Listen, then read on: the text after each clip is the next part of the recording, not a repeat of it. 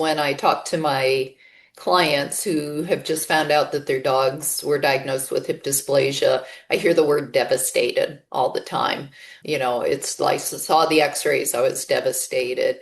And what I want to tell people is, the first of all, the x-rays don't always correlate well with the dog's function. I've seen horrible looking x-rays, and the dog actually functions quite well. So yes, the x-rays are a piece of it, but I'm going to look at the whole pet and, their mobility and their strength and their pain levels. And I think there's so many treatment options out there to help manage these pets and to give them a really good quality of life.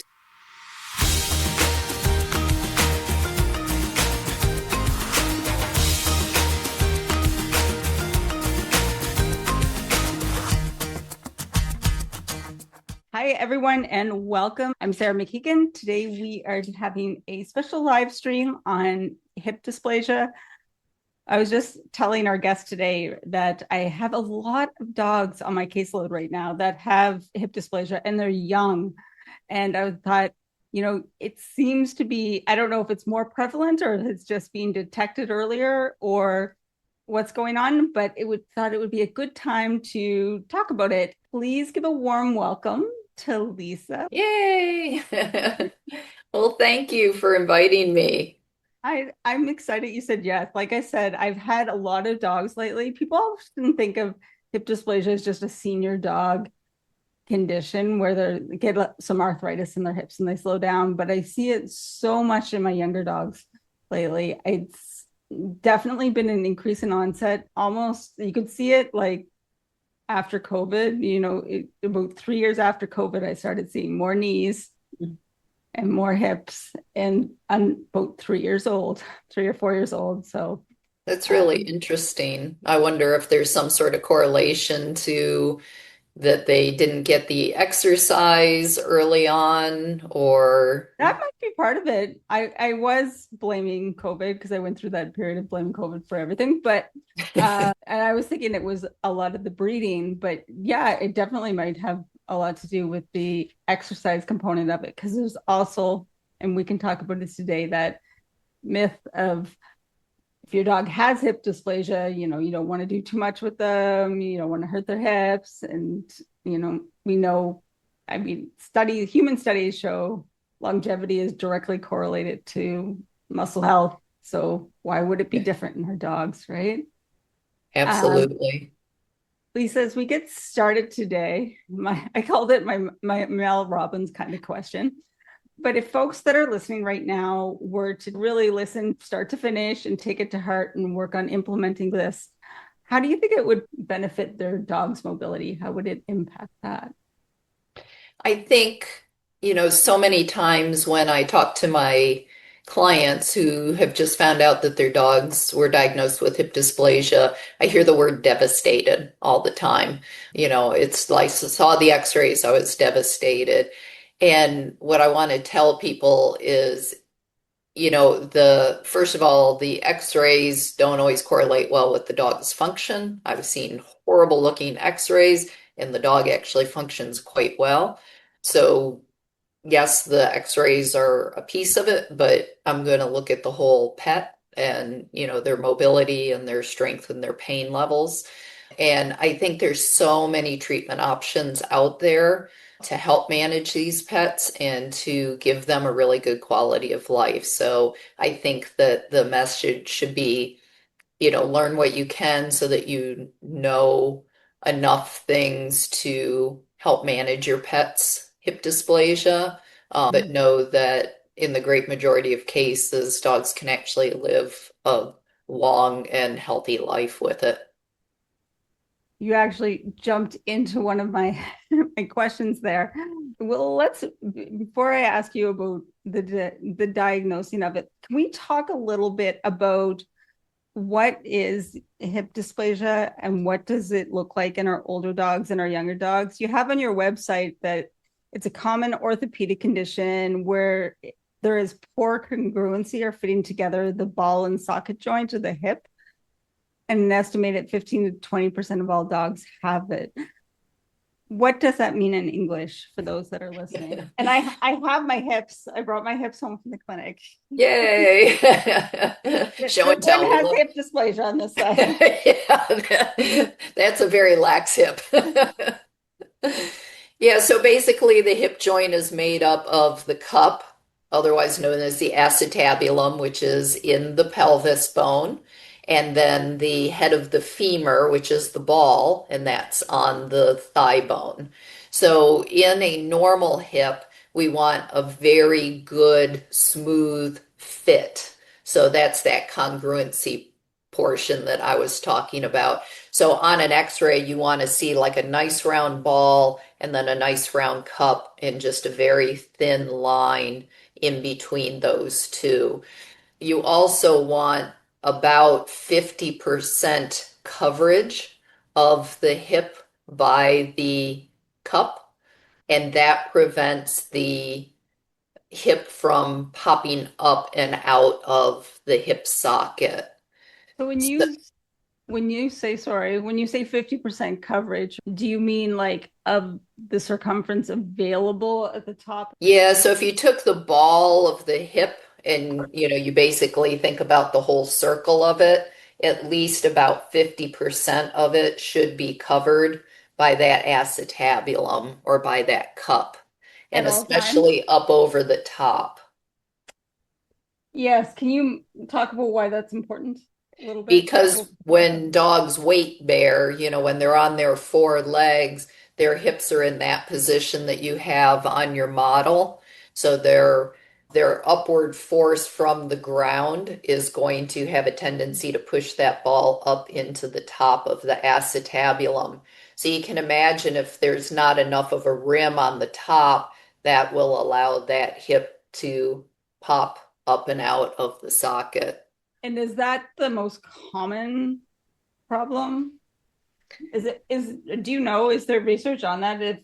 Is the problem more common with the pelvis with the acetabulum, or is it more prevalent in the femoral head and the neck? That's a good question because it's kind of the chicken and the egg. Because if a dog is predisposed to having hip dysplasia, they're going to have abnormal forces working through that joint.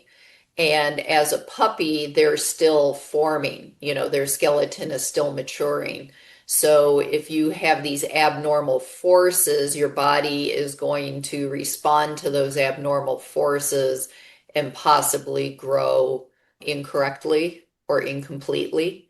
And so a lot of times by the time that hip dysplasia gets diagnosed, it may be 6 months, 9 months, a year, 2 years out. So we don't know what started the process. I do believe some dogs, x-rays that I've seen, the acetabulums, the cups are very, very shallow. So they look more like that rather than, that hook or that curve that we want at the top.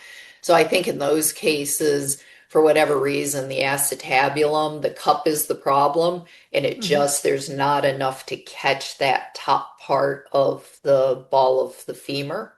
In other cases, I think through these abnormal forces, then you're going to get a ball that's not nice and round.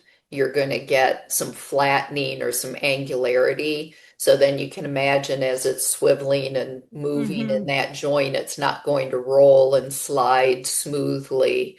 And then you're going to get continued friction and wear and tear that's going to lead to arthritis down the road.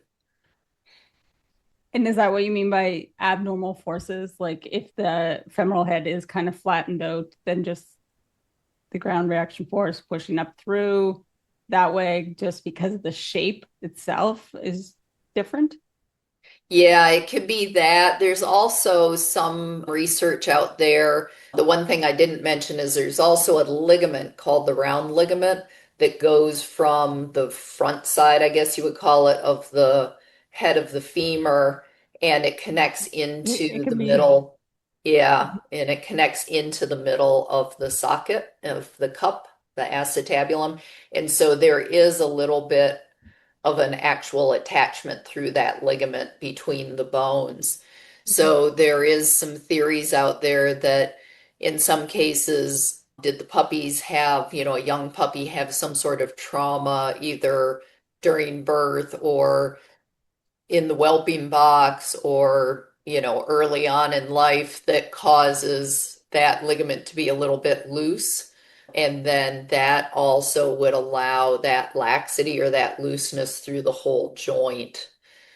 So there's still a lot we really don't understand about, the development of hip dysplasia. It was thought, I remember when I was going through my rehab training, they pretty much at that point thought that it was mostly genetic, that if you just bred, if you did all your health testing and your x-rays on the parents and you selectively bred, that you should be able to knock out hip dysplasia in a few generations. But there were certain breeders that tried that, and there were still pups that had hip dysplasia. Now in the research, it's pretty well understood that about 30, anywhere from 25 to 35% of the cause of hip dysplasia they attribute to genetic factors, but the rest of it, anywhere from 65 to 75% is due to environmental factors, which we can talk about in a minute. But I think that's actually good news because a lot of the environmental factors we have control over. So there's a lot that we can do to help these dogs. Absolutely. It's not that there's one gene specifically associated with hip dysplasia. It's more of a polygenetic kind of thing that there's, Hmm. many things, and then certain environmental things cause those genes to actually express themselves, essentially, Exactly. Yeah. So they which is haven't been really able, interesting. yeah, they haven't been able to find one gene. They're Mhm. finding, there's some combination of genes that So seem to have some factors. let's talk about not on the gene sides because we are Oh, rehab therapists, but more unless you want to, but I don't know that much. but yes, and then also like I mean the links between nutrition and also hormones. Like I know there's a lot of research coming out that's a very those are both very hot topics right now. But the environmental piece I think is really interesting because like I even still have clients that are coming to me with these young dogs. They're like, yes, I was told that they have hip dysplasia, so I've blocked off the stairs and I'm only taking them for really short little walks. And these are like, again, that 2 to 4 kind of age bracket. Uh-huh. So I think it's really like you mentioned, you alluded to this in the beginning about it being such an overwhelming thing for pet parents, but I think you're right when you're talking about like we have so much control over the environment. Can we talk a little bit about maybe young, like puppies first, Yep. and then our younger dogs, and then our older dogs in terms of environmental influence on hip dysplasia? Yeah, so I think that, so one thing that was interesting that I read in some of the scientific papers is that all dogs are born with normal hips. So, Really? yeah, so they've x-rayed puppies like day one, and all puppies are born with normal hips, but those that develop hip dysplasia, or some of those that go on to develop hip dysplasia, they can start seeing physical changes in the hip within, I think it's 4 weeks of age. So puppies grow so fast if you think about it. And so these abnormal forces and these growth changes can happen pretty early on.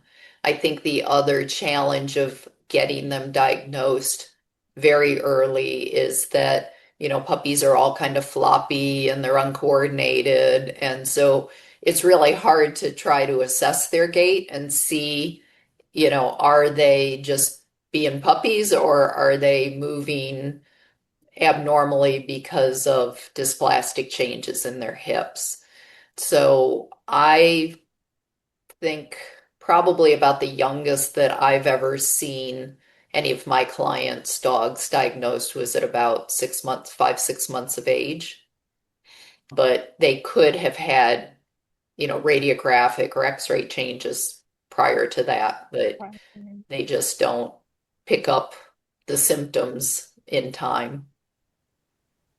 Yeah, I just actually recently, when I was doing a little background work for this interview, found a study that said that puppies whelped on paper versus, I think it was fleece. The ones that were whelped on fleece actually did better in terms of not developing hip dysplasia than the ones that were on paper. I can drop the link into the chat if people want to see that study. I just thought it was really interesting, something I wouldn't have thought of. But there's also that other study that, do you remember it? It was talked about whether they were bred in city and kind of kept more indoors versus those that were bred more in the country location and had more access to outdoor natural environments, that the ones outside in those natural environments had less hip dysplasia. Did better. Remember? Yeah, yeah. And stairs at a very early age. So those puppies that were allowed to climb stairs, I think prior to 3 months of age, showed a higher incidence of hip dysplasia also. Yeah. And would that be because of the like extreme range of motion that they're trying to go through or the forces? Like, I think it's probably, I mean, this is just my guess would be because I don't think they have the muscle coordination at that point to do it in a safe manner, and mhm. they may splay. And I don't remember from the study to see if it was what type of stairs, if it was wooden steps or smooth surface steps versus carpeted steps where they would have good traction. But I think smooth surface floors, which if you think about, when I was growing up, we had carpet in our house, but many homes now all have smooth surface floors. And I think between, not to get off the subject too much, but like cruciate tears and hip dysplasia, I think part of what we're seeing, why we're seeing more cases is the diagnostics are getting better, but I wonder if some of it is the dogs are on smooth surface floors a lot more, and there's more just of these kind of micro slips and slides on a daily Absolutely. basis. It's really interesting. Two things. One of my clients who does have a dog with hip dysplasia, he's an older dog, and she sent me pictures, and I can see if I can find them afterwards. But she sent me pictures of their home, and they have this laminate flooring, and then she's like, we got him a mat like you suggested, and he was kind of splayed out lopsided sitting initially, and then when she sent me the picture of him sitting on the mat, it was like it was a different dog. Like even I was like, oh my god, he was Yeah. sitting really upright and like totally solid, this really proud look on his face, and it makes an incredible difference. And Yeah. I even had clients online once work with, again, dog with hip dysplasia, work with their dog. They were feeling his legs on they had tile floors, but then I was like, can you try a yoga mat? And they found that the leg that was affected, the muscle activation was nil. It wasn't flaccid, but it just was not like dog was totally off weighting the affected leg. And then the standing leg was more tense, like it was more bracing, holding him upright versus they could put him on the regular mat or the yoga mat, and the unaffected leg was like the way you would want it to be, like muscles firing. And even Mhm. the affected leg was like he starting to have some muscle tone and he was weight bearing. And they were like, oh my God. Like, I'm like, it makes a huge difference. If I can tell people one thing to do in their home, non-slip surfaces are so imperative. Yeah. Yeah. So, That's one of my top things that I always educate on is that traction, they have to have good traction because not only do you have the mechanical slipping and those quick sudden movements, that can be yeah. painful, A, B, it's going to just aggravate the symptoms, but none of us want to fall, and dogs are smart enough to know, like, I fell and over there and that hurt. And then it gets to be kind of a psychological thing also, where they may start to have some behavioral problems, because they're anticipating that they're going to fall or slip or hurt themselves. Mm-hmm, mm-hmm. And let's talk about that a little bit. What does hip dysplasia how does it kind of present in our younger dogs? And what kind of environmental factors can we begin to put into play to address it? Yeah, so for symptoms, a lot of what you'll see or what my clients have told me that they pick up on is sometimes the puppies they'll seem to get tired much faster. So if they have a group of, about similar aged puppies when they're out playing together or they're going for a walk with their puppies, they just notice that they don't seem to have the endurance. So that's one thing. Another thing is sometimes after they play and they rest for a while, when they get up, they'll see a little bit of limping or they seem to struggle to get back up on their hind feet for a few steps. So that can be another early symptom. Bunny hopping can be another one. So normally when a dog is running, their back feet will kind of split and come down one at a time. With bunny hopping, the dog either is weak in the hind end and or it's painful to weight bear their full weight on one side. So they'll tend to run with both hind feet together, kind of like a rabbit does.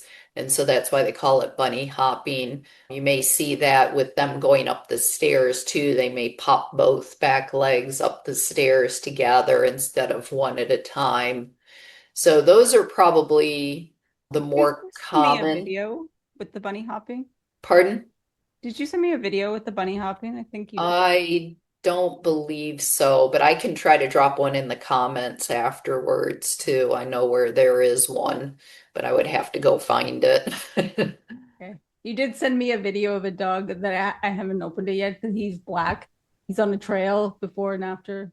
Yeah, yeah, that dog has some lumbosacral issues and has some ataxia in the rear.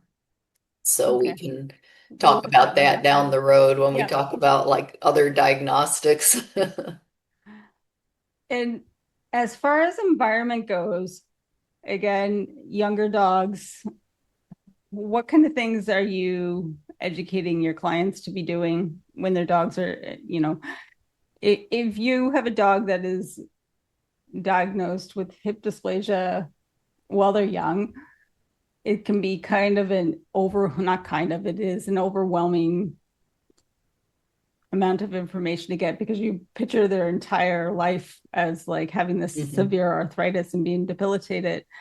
And the tendency is to want to put them in a bubble and protect them. What do you advise pet parents to do when they have a young dog that has hip dysplasia that, presents in some of the ways that you just described? They're not severely lame, but they are symptomatic. They are showing, they have the lopsided sit. They may bunny hop when they run.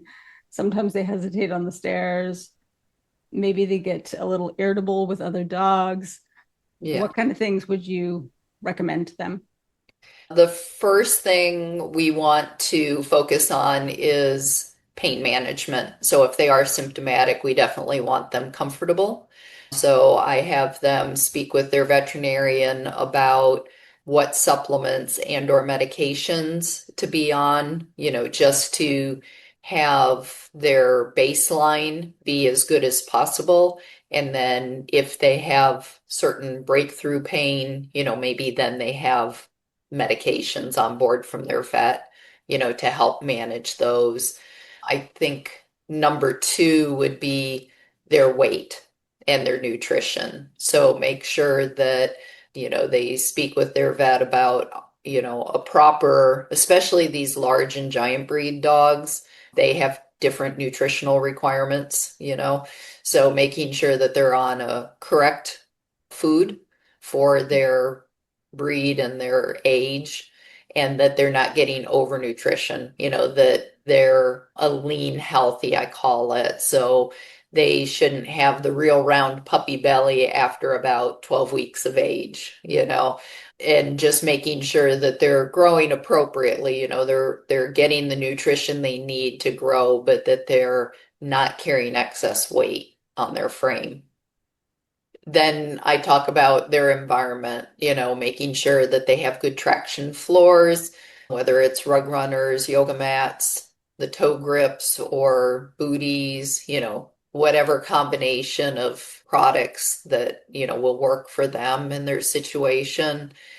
If it's a larger dog, I have them start working on getting their pet used to using a ramp so that, because being a physio, I think about the owner's back and their body mechanics too. And, 100-pound adult dog may only weigh 50 pounds at, 4 or 5 months, but they're going to grow up to be a very large dog, and you're not going to want to still be lifting them in and out of the car or up and down off of furniture. So I'll start working with them on how to introduce the ramp early on so that just becomes a life skill for them. And then we talk about, exercises and appropriate activity. So really it's a balance between, yes, we want that dog to move. Yes, we want that dog to be strong, but we want to minimize the really explosive or the real high impact type of activities which may cause flare-ups. So just finding that I want that dog as active as possible without increasing their symptoms, because I really feel that the better muscled they are, the better they're going to function and the less symptomatic that they'll be in general. But it's just finding that happy medium between enough and too much activity. I feel like the muscle piece doesn't get enough attention because I listen to a lot of podcasts. There's a lot of on the human side right now talking about like muscle skeletal health, so your muscles being directly correlated to longevity, which I know is a big buzzword in both the animal and human worlds right now. But yeah, that not just having good muscle, but the actual health of the muscle, the mitochondria, and things like we know as we get older, our type 2 muscle fibers are the first to go. It's the same with dogs. So I don't see why the research doesn't really apply to our animals, because we look at things like fall rates in people, and it's those type 2 fibers that catch you when you fall, right? And then there's the fall rates. The more like you are to fall is directly correlated to as well, like potential lifespan. So I feel like I don't know. I feel like musculature, especially this is my theory, but if you look at the longest living dogs, like all of those, like, well, not all of those, but like the papers and the news releases on the longest living dogs, they were all like they ate really high nutritional food and they were all free roaming, right? But our dogs are not free roaming because of the lifestyles we lead. So my theory is that we need to supplement it with exercises to help keep their back end strong. Because like even I look at my little Shuby now, like her back end, I'm like, we need to focus more. If I only knew before what I know now, Yeah. but that focus more on that hind end awareness and that hind end strength to support those joints as she continues to age. Because I even see it in my clients. I'm going on a rant. This is my soapbox, but I have clients that have like dogs that have quite a bit of hip OA, but are really active, and they've done things with their dogs to maintain that strength, especially in the back end. And those dogs could have the similar hips on rads, yet they're doing so much better when you meet them in person. And the difference is the muscle mass. Yeah. That's my soapbox.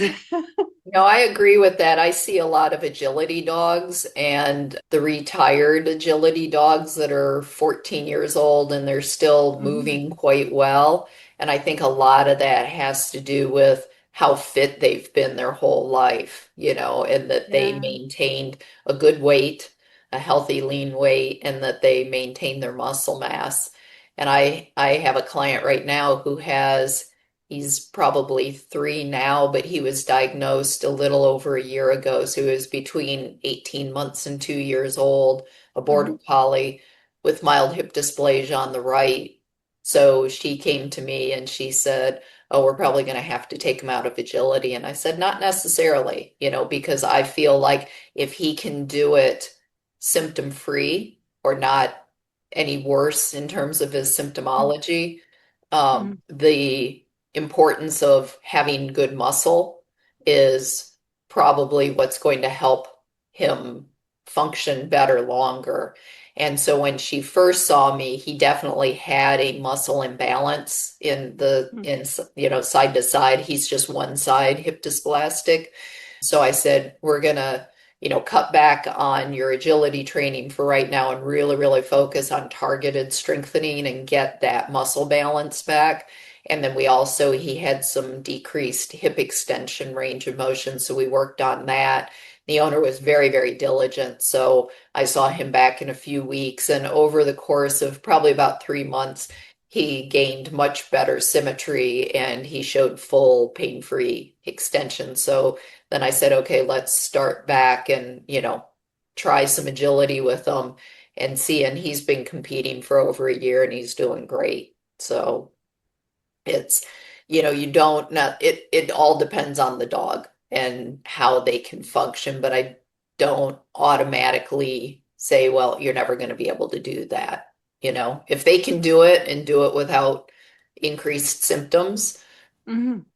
do it, because I Right. really think that the function, getting and maintaining that muscle is so, so important because that dynamically helps to stabilize the hip where the Yeah. structure, the bony structure isn't necessarily there correctly.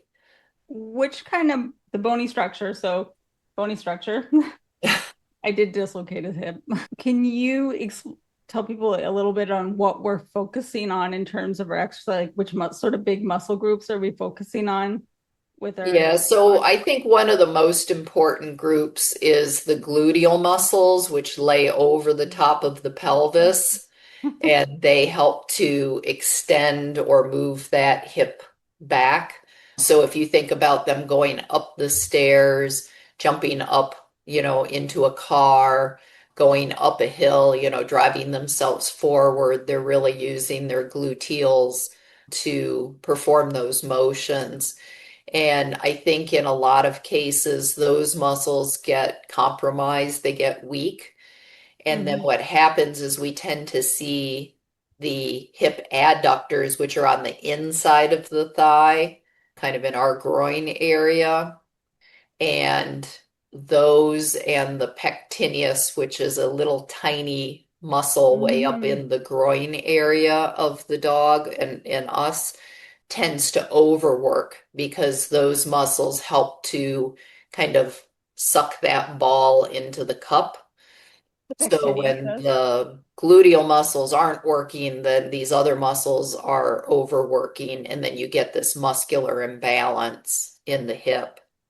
So with this little image that I just pulled out, can we do a quick?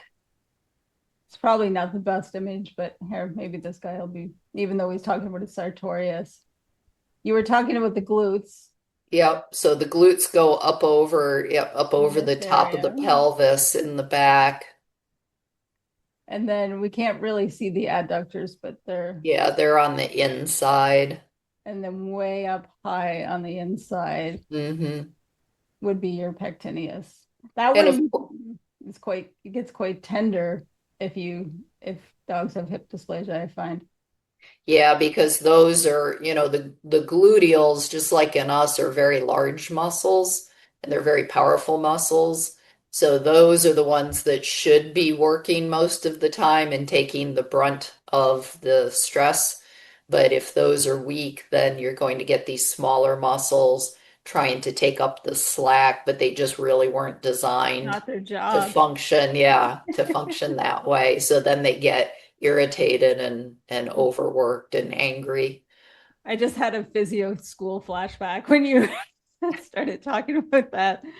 Yeah, because different muscle groups do, for folks listening, different muscle groups do different kinds of things. Some are more like power, some are more like your big movers, whereas some are more stabilizers and proprioceptive, which also means like that you don't just like suddenly take your dog that might that has hip dysplasia and do like really intense jumping exercises with them if they can't balance on three legs or something like that. Exactly. Yeah. What kind of exercises did you give the dog with the agility dog that had the hip imbalance? So we worked a lot on like having his front feet elevated and weight shifting into the rear to get those, the gluteals, the quadriceps working. I had him do pivots in the rear to get the AB and the AD ductors, the ones that are on the outside and the Mm-hmm. inside to work. All of these, deep stabilizing muscles around the hips because we really need that stability. A phrase that I learned a long time ago in PT school was proximal, which means in close to your body, proximal stability before you get distal mobility. So, if you think about, and the way I explain it to my clients is when we start talking about like core strengthening, so our core is the trunk, that's the foundation. So the analogy I use is you can build a beautiful house and it's nice and strong and beautiful, but if you have a cruddy foundation that it's on, eventually it's still all going to come down. So it's the same thing with our bodies and with our pets' bodies, is that you have to have that foundational strength before you really can get the most out of your more distal muscles or your moving muscles. You have to have Yeah. those stability muscles built up first. And it's a progression. What kind of, I'm just curious. Linda was asking about gluteal muscle exercises, which I think you just gave at least one or two.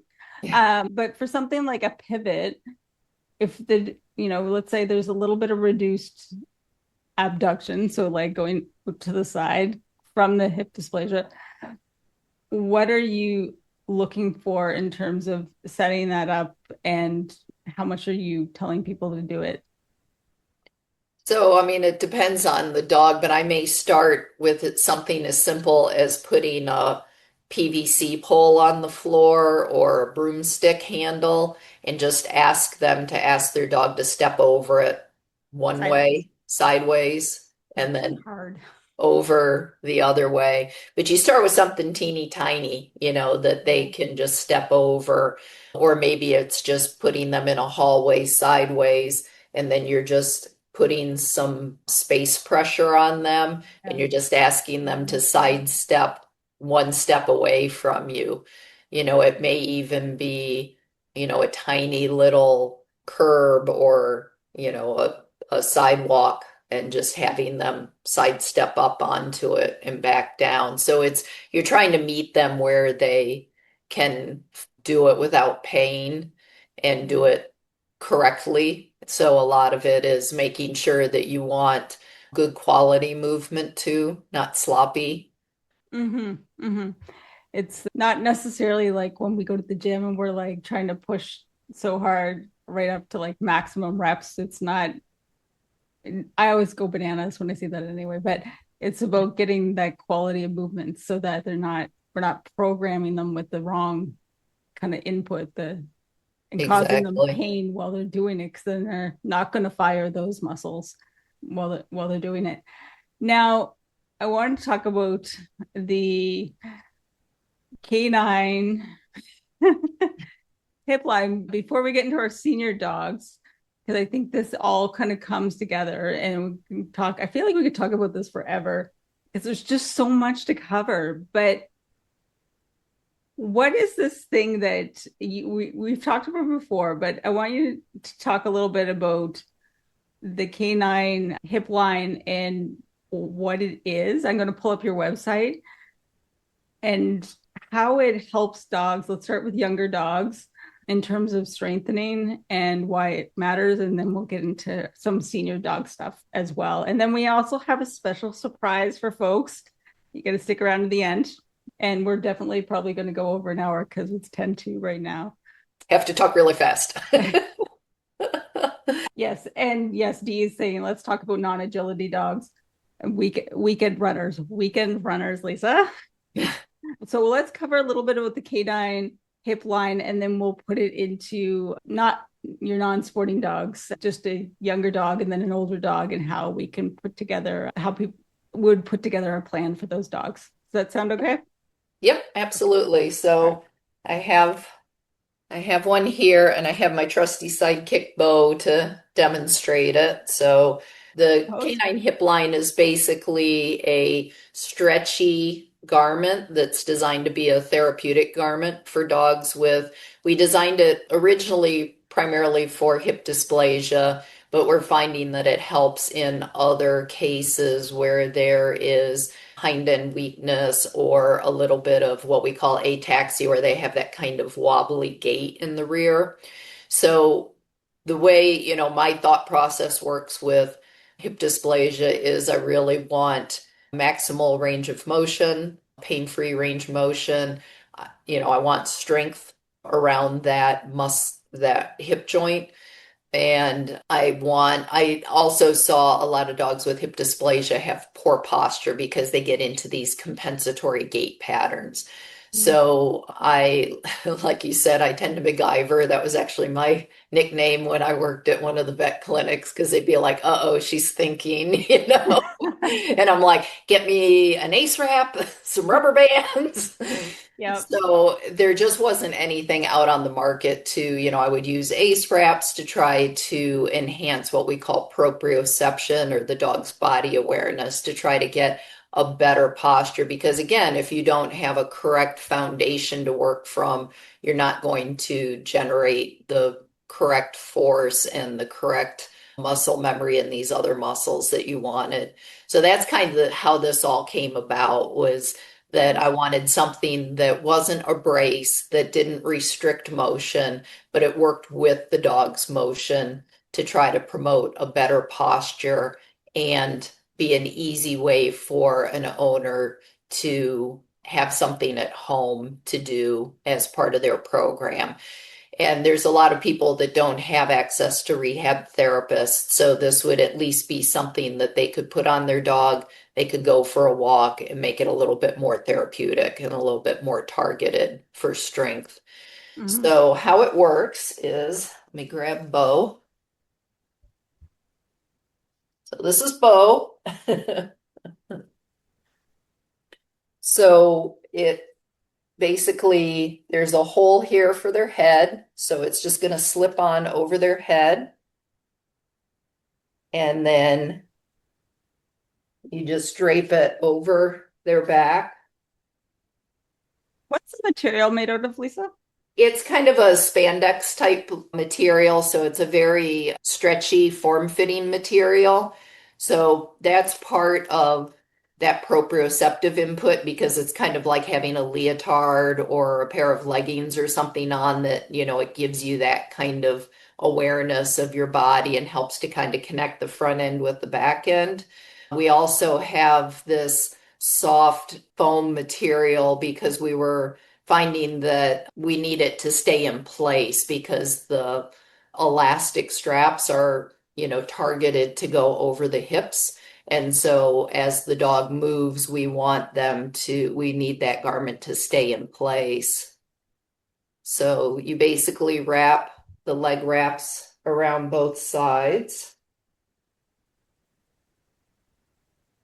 Oh, And Lisa, we then lost. there is a piece that comes up from the front and comes up under their front legs and Has the attaches. design changed very much since your original?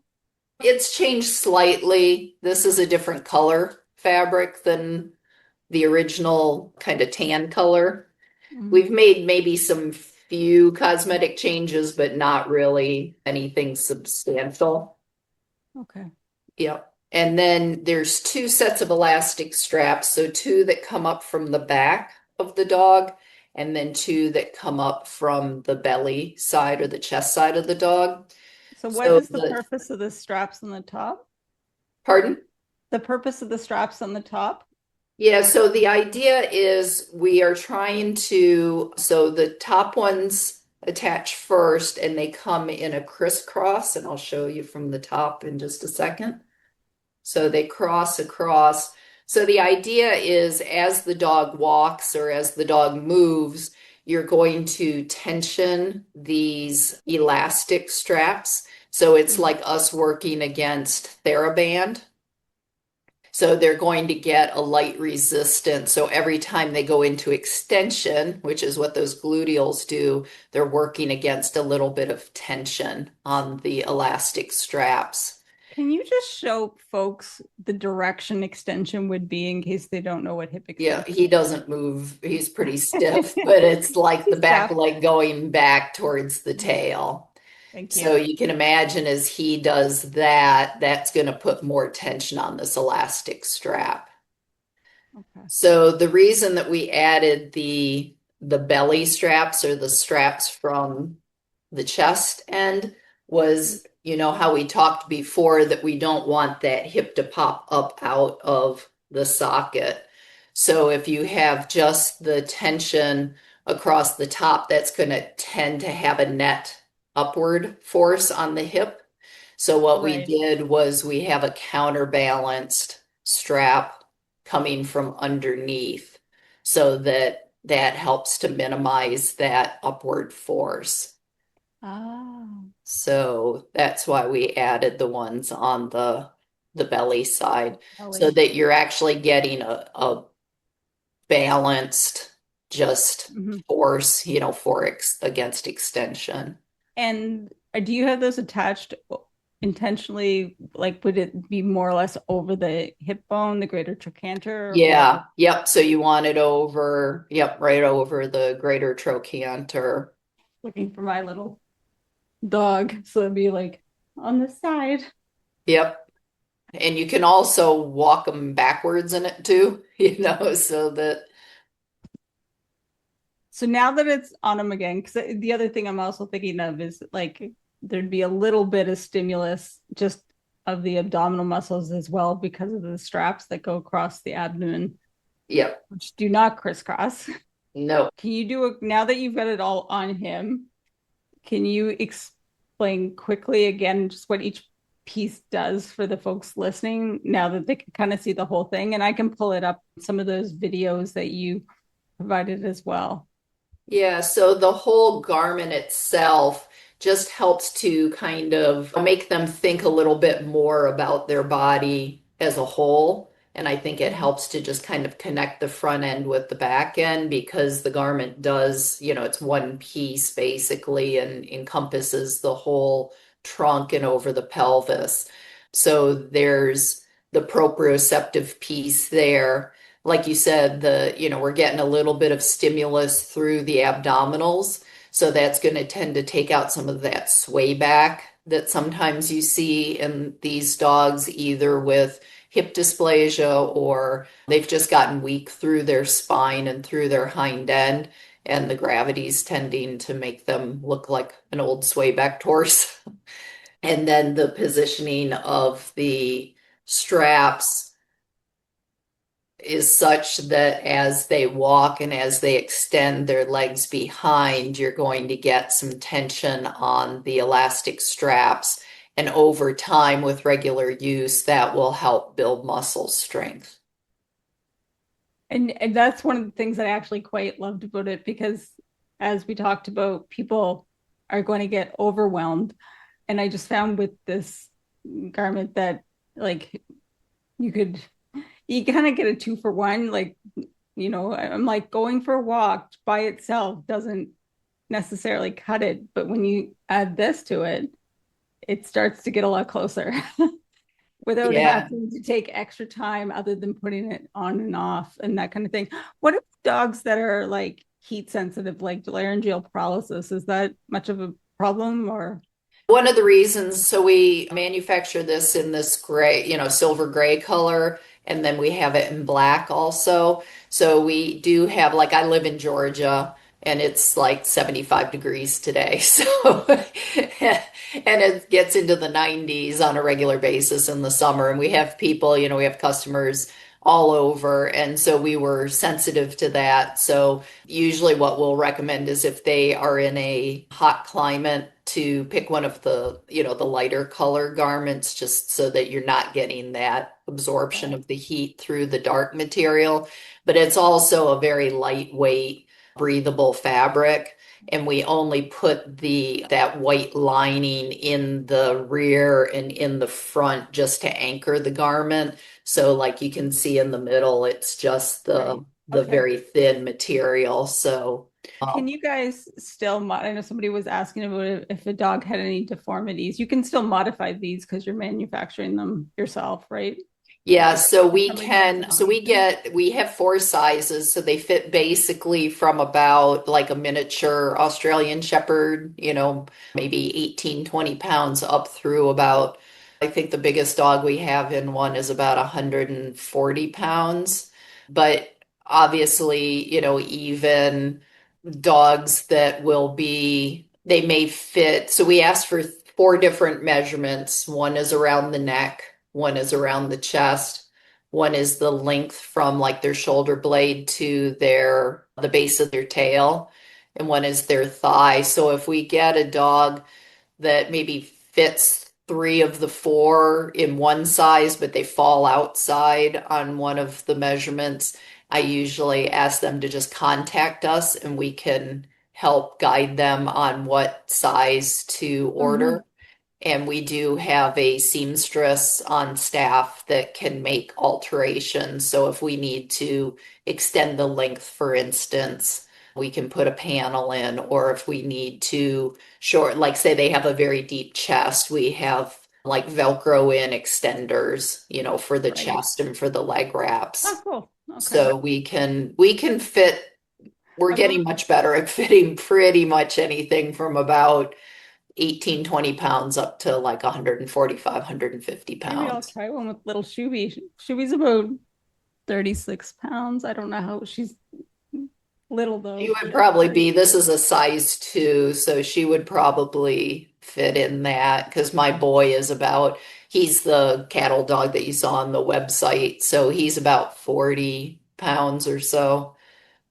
So let's talk for a second about your regular pet, your dog that's like 3, 4 years old, how we would use this, and then we'll talk about our senior dog and what kind of if we would use this with our senior dog and when else we might use it.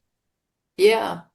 So usually what I recommend is it can either be used just, for walks or when they're out in the yard. It works better with movement because, then you're going to get the benefit of the elastic resistance. But I usually recommend starting the dogs just for a short period of time. Most Mhm. dogs will accept it pretty quickly. My other dog, not the cattle dog that you saw, but my other one, she's a little dramatic and you put it on her and she falls over and plays dead. But she's a little special, so. But the great majority of dogs within one or two, uses will take to it very well. And so we just wean them into it, just like if you had a brace or you had an AFO or a wrist wrap or, anything like that, just so that it will make them move a little bit differently, especially if they do have a lot of compensatory gait patterns. So I don't want them to get sore from trying to, it's just like I was us. gonna ask you about that. I have a Yeah. client that I'm thinking we're gonna try this again with, and I'm sorry, I just totally cut you off, but I was thinking of No, brace that's okay. because she tried because I have one of your older ones that was a demo, so it has that extension in it, so it doesn't quite fit him properly. But she tried a couple times with him, but he seemed to get sore, so she was apprehensive to use it. But is that the because he can't compensate as much when he's wearing it that's causing the soreness? Is it that it might have not been fitted properly or maybe fitted with the elastics too tight? We did it well, it didn't quite fit him. It wasn't exactly the right size. So Yeah, it could be any of those. So usually what we recommend is just a very short, maybe 5 to 10 minute wear time at first. Maybe put it on.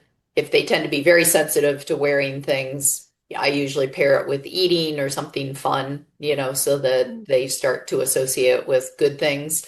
And then maybe take them out in the yard and just walk them around the yard for a few minutes, bring them back in, take it off, and then maybe after lunch, put it on again. And then just, each day add a few more minutes, to their wear time until Right. they can wear it. It's soft enough that you can, some of my clients just put it on in the morning, the dogs wear it during the day and then take it Oh, off at really? night. Okay. So it will move with them. They can, move around, get up and down off of furniture and things like that with it Mhm. comfortably. The one thing I always recommend is just, if they're outside, especially with other dogs, or like our dog yard has trees in it, just be aware that there are Get stuck on potentially a tree. areas. Yeah. Or especially if they're puppies and you don't, it Yeah. becomes a very expensive chew toy. So, use your intelligence in terms of, monitoring while it's on. And would this be appropriate for our senior dogs? Yes, absolutely. Because again, we talked about, just the natural aging process. You get that sarcopenia, you get that normal Mhm. muscle loss, but then, a lot of our senior dogs also have other metabolic issues too that can accelerate that muscle loss. So this Mhm. is one way that you can try to help diminish or slow down that muscle loss through that resistive elastic, as they go for a walk, they're targeting those back end muscles a little bit more than just walking without the garment on Mhm. would do. And I think sometimes it can help give them, even like, if we sprain a wrist, and sometimes you just put that wrist wrap, that Mhm. neoprene, having a little bit of Right. compression and a little bit of support just makes you feel like you can use your wrist a little bit better, and that support just feels calming or, you know, comfortable to us. Yes. I was going to actually pull out the videos that you sent me for because you have a senior dog, and I'm smiling because I'm feeding my senior dog treats to keep her quiet right now. In case you My see me senior looking at dog's the with my floor, husband because she was not she's really behaving good. beforehand. Suddenly she can hear really well again. She knows I'm online. But yes, let's pull up this video. As you said, can you tell me about the dog in this video I'm going to Yep, show? so this is Ike. He's a 14-year-old chocolate lab. He had just kind of generalized arthritis as he aged, and the owner is a physical therapist. She's a colleague of mine. And so she reached out to me and she said, do you think so? Ball is life for Ike. He loved to chase the ball, but he got where he just would walk over to it, kind of pick it up, maybe go retrieve it a couple of times, and then that was it. And so she said, do you think that the hip line might help him? And I said, I think it might, let's give it a try. So the before is, I'm not sure if he's wearing it. If he is, then it's like the first day that it was on. So she rolls the ball out and he basically walks out to go get it. So this was kind of his initial fitting day. And then this is the after was actually 3 weeks of using it daily. And it's hard because the video is a little bit jumpy, but he's basically able to run out and retrieve the ball and shows, a much more animated gait pattern and Oh. tails wagging. And she said, it made a big difference with him in terms of just his ability to move and, move at a little bit faster pace, have a little bit more natural running pattern instead of just walking out for the ball. And they can toilet in it. You could put a help them up harness Yes. over it. Yep. So we knew a lot of these pets were probably gonna need something like a help them up harness. So you Mhm. put this garment on first, and then you put your help them up on over the top, and it won't affect the function of this garment. And Mhm. it's cut so that, yes, they can toilet in it. Dee was asking about neurologic dogs and no specifically DM, but and I know with DM we have sort of that window where these kinds of things really help, and then a window where they don't help as much. But can you talk a little bit about neurologic cases, and I'll pull up that other video of how Yeah. this can help with neuro dogs. So over time, some of my wonderful colleagues who can think outside the box really well were like, "Hey, what do you think about using it for neurological dogs?" And I was like, "I don't know. I hadn't really thought about it initially, because I was focused more on the hip dysplasia." But we tried it on either early, like IVDD dogs who are still ambulatory, they're not down in the rear, but they maybe have a little bit of ataxia or wobbliness in the rear. Early DM, like you alluded to, if they're still up and moving pretty much on their own, but they're just starting to get a little bit of that sway in the rear. We've seen it help with those type of cases. Lumbosacral disease, where you get a little bit of instability through that lumbar, that low back, and that pelvic Mhm. area. And I think a lot of it's through that proprioceptive input and that light compression. Again, Yeah. just to help give them a little bit of support so that they can actually gait in a more normal pattern and you won't see so much of that sway. Do you find it helps a little bit with anxiety related to that as well? Like, I'm just thinking sometimes when our dogs get discomfort, they have anxiety as well. I was just wondering if I'm thinking of like thunder shirts. Yeah, I mean, that's why you swaddle a baby, that compression, that deep pressure neurologically can help calm animals and people. So I think that form-fitting component of the garment kind of helps with that calming. And tell us about this dog. So this is a little cattle dog. He is 14. He had some lumbosacral disease that was resulting in a little bit of ataxia. So in this first video, you'll see him without the garment on, and you'll see a little bit of sway in the hind end. And then in the after is the initial fitting of the garment. You said he had lumbosacral. Yeah, so he had some How, lumbosacral disease. how old is he? 14. Okay. So that's the before video. Yeah.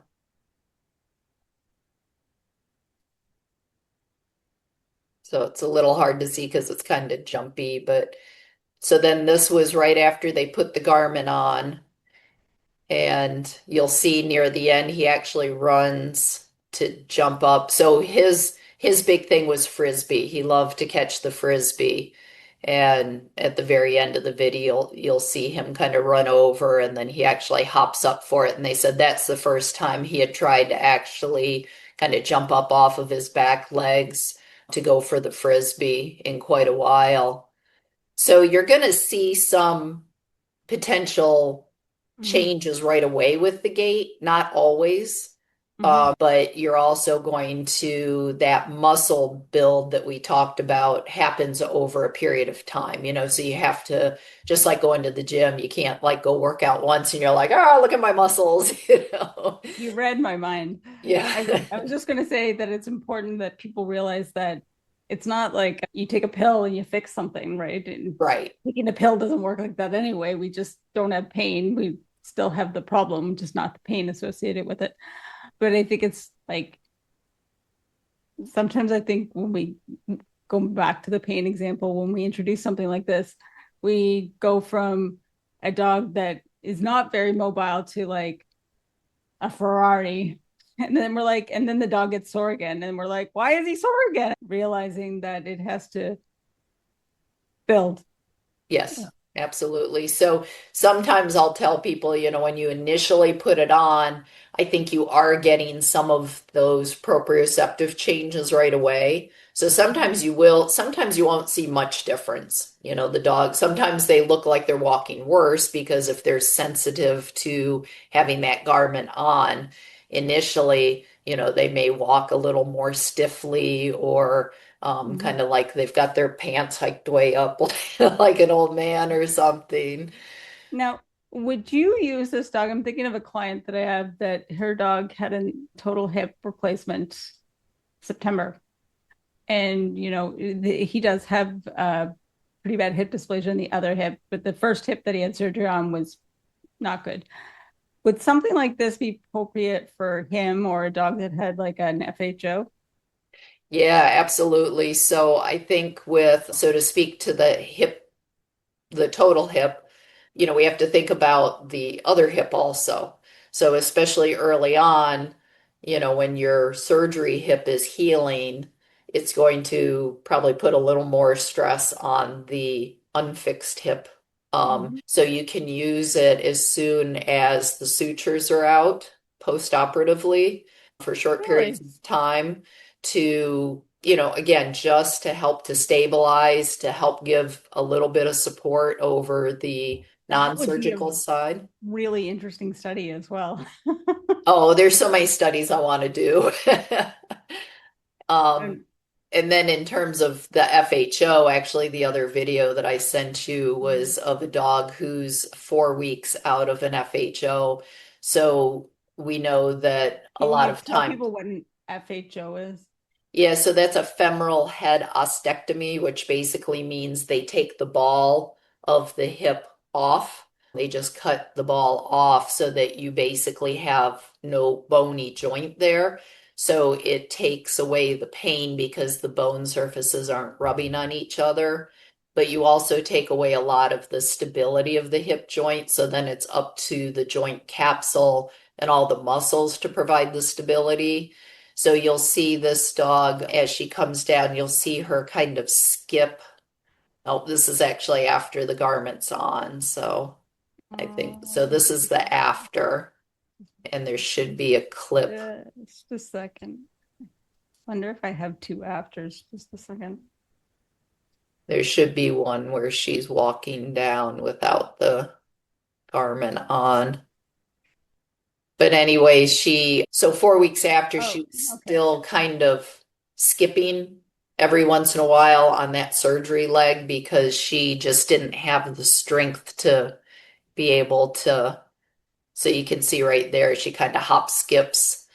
So that was without the garment on. And then that other video was actually right after we put the garment on, and she was able to gait without that skipping Kind of gait. crazy. It's that fast. Yeah, and again, I think it's that compression, that support, that it just gives them that confidence to feel a little more secure with it. Now, is it going to work that way on every dog? The first time out, not necessarily, but in some cases, I think they do feel that support around the hip, and so it just helps them to have a more normal I gait. think it's probably impacting their proprioception, like not the conscious, like proprioception, the way we think of the toe flip, but just Yes. a different sensation coming through that joint, those Yeah. muscles around the joint, instead of a painful sensation or a nothing sensation, uh, feeling something good. Yep. She's cute. Well, I also remember you telling me about was it a Rottweiler that you tried Yeah, I it was going to on that mention you her. saw a big difference like right after you put it I on? can share the videos afterwards, but I didn't pull them up. But she had bilateral hip dysplasia and cruciate injuries and had surgery on one knee, and three leg standing was almost impossible. Not impossible, but she fought it a lot, even a few months after surgery. And we put this on her, and it was like night and day. It was like you'd lift her leg when she didn't have the garment on, and she'd like weight bear and lean into you, and then you put it on and she would just stand there. It was like astonishing. Yeah. Yeah, it was pretty cool. So it definitely, and I know I have some other clients, younger dogs as well, that are wearing it. That I personally find, I know we talk a lot about the strengthening, but I really think about it from the proprioceptive Yeah. perspective. I think it has that bilateral effect to it. So I think some of your Yeah. early differences that you're seeing in their posture and in their standing and in their gait pattern is coming from that different proprioceptive input. And then I think over time, as they wear it, day after day, They're building and you strength. can increase the tension of the strapping, Yeah. over time, and then you'll get the muscle build. And We then, You need the proprioception to get the muscle activation, and you yeah, need the muscle activation to get the muscle, to get it actually billed. So, Right. and Lisa, as far as this goes for all of our dogs and our members here, you have a little special for them. Do you want to share with folks what you're offering? Yeah, so we are offering 10% off through the end of the year if you would like to try a hip line garment. So as you go to the shop and you check out, if you put LWDD, and Living with dogs disabilities. I know I forgot the other W. She told me afterwards, and I was like, sorry. I said that way, then your clients actually have to, or your members actually have to pay attention. So it's LWDD, and we'll put it in the comments. But if you use that at checkout, you'll get 10% off. And we'll drop in the link as well. Thank you for doing that, Lisa. And can you ship to Canada? Yes, we can. So we can ship actually anywhere. So Anywhere. yep, we have garments in New Zealand, Australia, Spain, Germany, Italy, England, Scotland, Canada, Mexico. I think that's it. So the nice thing is they're not very big and they don't weigh a whole lot, but still internationally it gets, shipping's just expensive. Nadia was asking about her dog that has a hunchback. I'm not sure if it's a deformity or if it's because the dog has this disease and is operating their back end. Do you find that do you think something like this might help that dog or It possibly could. Again, if it's a fixed deformity, if it's a bony deformity, probably not. But if it's due to compensation for pain or weakness through the trunk or the hind end, it may Mhm. actually provide that different input through the back and, change or minimize that hunch in there.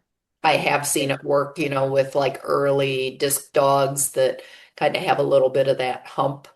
I think once they build the strength through their core Yeah. and again, that rebalance their weight shifting through their trunk better. If people have questions, but where should they be Yeah, they can focused? either do contact at k9motion.com or Lisa at k9motion.com. And I'll put those in the comments after. I'm just gonna pull up your Facebook page. Is there other places we have your website and your Facebook page? Is there Yep, other and we're on places? Instagram also. Okay, And that's it. yep, that's it. All right. Lisa, this has been really great. Hopefully, folks will take advantage of your very generous offer. If folks could share in the comments, I would love to hear like a big takeaway that you got from today or an aha kind of moment. If you'd take a moment to share it in the comments. And again, thank you, Lisa. And you know, want to acknowledge the work that you're doing here and the education that you're providing us. So thank you for taking the time and thank you for doing this work. If there was three things that you wanted to share with pet parents, if they didn't see this interview, they didn't have access to anything, but they found out their dog has hip dysplasia, what would your top three pieces of advice you would give them to help their dog be comfortable, but also to be mobile and to live a good life? Yep. So I think probably my top three would be a lean, healthy body, so making sure that they're not overweight and they're getting proper nutrition. Number two is work with your veterinarian on a proper pain management, whether that's just supplements or, some combination of supplements and medication, but making sure that their pain is under control.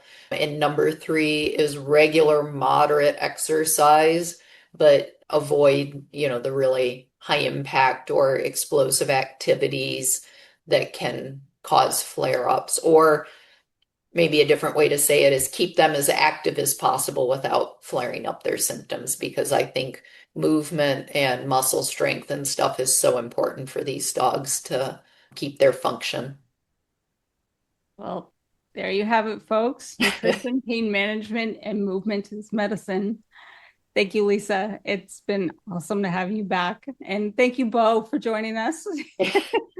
Thank you, everyone, for watching. Don't forget to share your biggest takeaway in the comments and go check out the K9 HipLign and the discount. It is LWDD. LWDD.